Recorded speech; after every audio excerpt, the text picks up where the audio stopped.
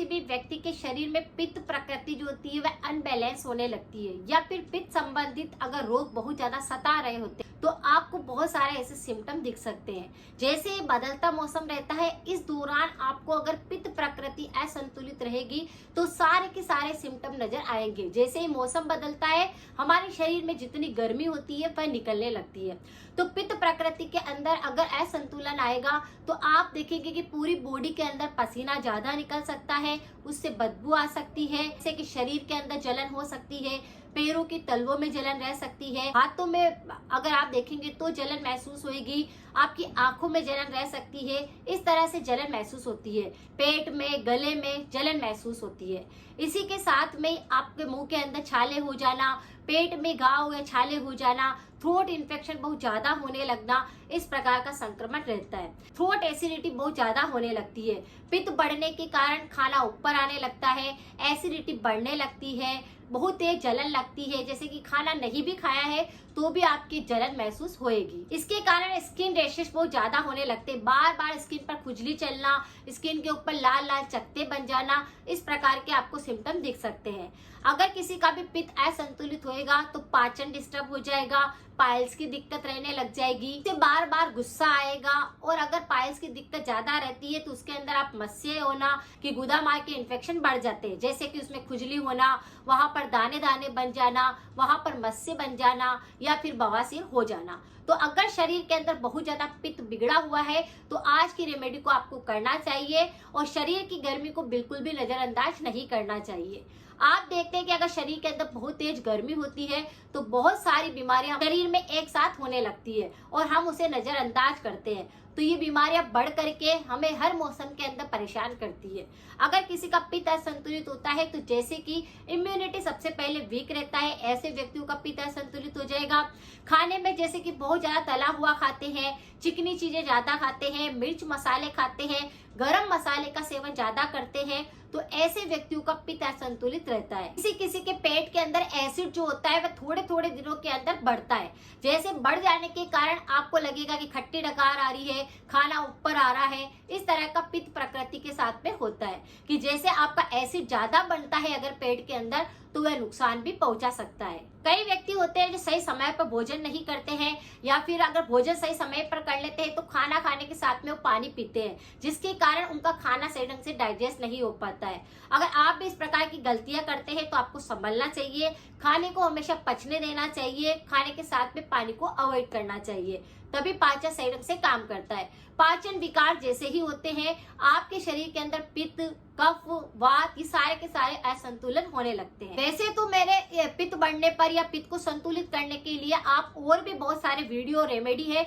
जिनको करके भी आप बिल्कुल सही हो सकते हैं, लेकिन आज भी मैं जबरदस्त उपाय लेकर आई हूँ जिससे अगर आपके शरीर में बहुत ज्यादा पित्त संबंधित रोग होते हैं या बहुत ज्यादा पित्त बढ़ा हुआ है तो उसे आप बिल्कुल सही कर सकते हैं। बिल्कुल नेचुरल रेमेडी है और इसे आप लगातार करेंगे तो आपके शरीर के अंदर पित्त बैलेंस में आ जाएगा और भी आपके शरीर की बीमारियां होगी वह गायब होने लग जाएगी। जैसे आपने देखा होगा कि प्राचीन समय पर या कोई से भी बीज होते थे उनको हम फेंका नहीं करते थे, जैसे कद्दू काटते थे तो कद्दू के अंदर से बीज निकलते थे कश की सहायता से और पेपर के ऊपर धूप के अंदर सुखा देते थे। दिन भर आप जब भी फ्री बैठते थे उन कद्दू के बीज को तोड़ तोड़ करके खा लेते थे, वह स्वादिष्ट लगते थे और इस तरह से हम उसको खा सकते थे। इसी तरह से बहुत सारे ऐसे बीज होते हैं जैसे तरबूज के बीज हो गए, खरबूजे के बीज हो गए, या फिर मूंगफली हो गई, कई तरह की ऐसी चीजें होती थी उनका ऐसे ही सेवन कर लेते थे। कद्दू के बीज हमारे एसिडिटी की समस्या को, शरीर में अगर बहुत ज्यादा पित्त बढ़ रहा होता है उसको पूरी तरह से बैलेंस में करता है।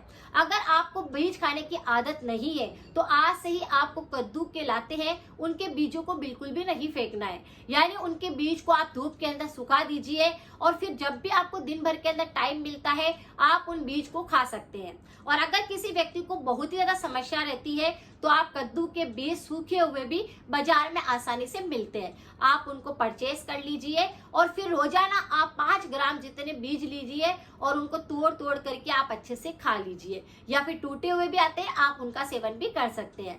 ये कद्दू के बीज तुरंत ही आपकी एसिडिटी को ठीक कर देंगे, शरीर में पित्त बिगड़ रहा होगा उसको संतुलित कर देंगे, आपके बहुत ज्यादा अल्सर हो जाते हैं, बवासीर की दिक्कत होती है, पेट में आपकी डाइजेशन सही ढंग से नहीं होता है, आपको पेट के अंदर बहुत ज्यादा एसिड बढ़ चुका है या खाना बिल्कुल पचता ही नहीं है, आप सिर्फ 5 ग्राम जितने कद्दू के बीज खाना शुरू कर दीजिए। इनकी तासीर थोड़ी ठंडी होती है तो ये तुरंत ही आपके पेट के अंदर जाकर ठंडक प्रदान करते हैं और आपके पाचन को सही बनाते हैं, क्योंकि इसमें हाई फाइबर होता है, काफी सारे इसमें न्यूट्रिशन होते हैं। इसमें vitamin, iron, calcium, omega 3, magnesium, vitamin D, इस तरह से काफी सारे नेचुरल न्यूट्रिशन होते हैं, जिसके कारण हमारे शरीर के अंदर जाकर के और भी बहुत सारी बीमारियों को ठीक करता है। जैसे मैग्नीशियम है तो हमारी बॉडी के अंदर अगर बहुत ही ज्यादा दर्द होते हैं या फिर वात बिगड़ा होता है, हड्डियां बहुत कमजोर हो चुकी होती है, तो उसको स्ट्रॉन्ग करता है। इसके अंदर विटामिन है तो विटामिन के कारण हमारे शरीर के अंदर एनर्जी अच्छी रहती है,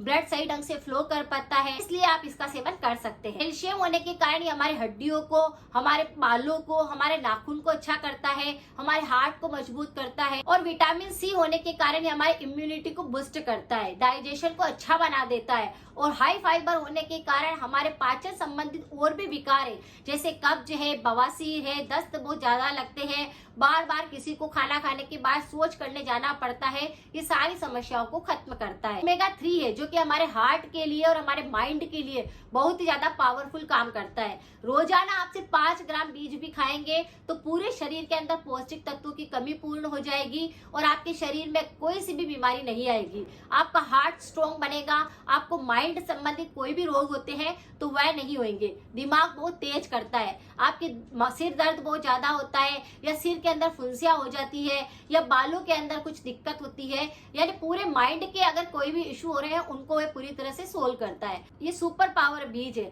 और इनका सेवन सिर्फ 5 ग्राम करने से ही शरीर की काफी सारी बीमारियां ठीक होती है। ये नेचुरली मिठास वाले होते हैं और आप इनका एक बार सेवन करना शुरू करेंगे तो आप खुद फर्क महसूस करेंगे। आपको कितनी हाइपर एसिडिटी थी, बहुत तेज गले में जलन लग रही थी या गले के अंदर भी टॉन्सिल हो जाते हैं, गले में भी छाले बन जाते हैं, तो ये उनको पूरी तरह से क्योर करता है। नेचुरल रेमेडी का प्रयोग करने पर हमारे शरीर की बहुत सारी बीमारियां ऐसे ही गायब हो जाती है। और इन बीजों को तो हम कभी भी खा सकते हैं अगर हमें ये समस्या होती है तो। और अगर आपको समस्या नहीं भी है तो भी आप रोजाना 5 ग्राम तक बीजों का सेवन रोज कर सकते हैं, क्योंकि ये हमारे शरीर की बहुत सारी बीमारियों को खत्म करता है, इम्यूनिटी को बूस्ट करता है और हमारे शरीर के अंदर कोई बीमारी आने नहीं देता।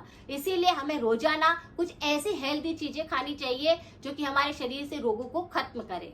इसी के साथ में परहेज जरूर करें, भुना बिल्कुल ना खाएं, गरम मसालों का सेवन बिल्कुल ना करें, अचार का सेवन बिल्कुल ना करें। हो सके तब तक आपको फाइबर वाली चीजें ज्यादा खानी चाहिए ताकि पाचन सही ढंग से काम करे। इसकी वजह से हमारे शरीर के अंदर बहुत सारी दिक्कतें होती है, तो पाचन को हमेशा बैलेंस रखना है, उसे सही रखना है, इसीलिए हमें हाई फाइबर वाली चीजें खानी चाहिए। और खाना खाने के साथ में ही पानी भरकर ना बैठे, खाने के साथ में आपको पानी बीच बीच में नहीं पीना है। अगर आपको पानी पीना है तो या तो आप पहले खाना खाने से पहले पानी पीजिए या खाना खा ले उसके 45 मिनट बाद आप पानी पीना शुरू करिए। आपका डाइजेशन सही ढंग से काम करेगा और शरीर में कोई रोग नहीं आएगा। बदलते मौसम में अगर सही रहना है और शरीर से रोगों को बिल्कुल ठीक करना है तो आप 5 ग्राम जितने बीज का रोज सेवन कर सकते हैं। अगर आज की जानकारी थोड़ी सी भी यूजफुल है, इसे शेयर करें, लाइक करें, सपोर्ट करें। मिलते हैं फिर नेक्स्ट जानकारी के साथ में। Thank you so much.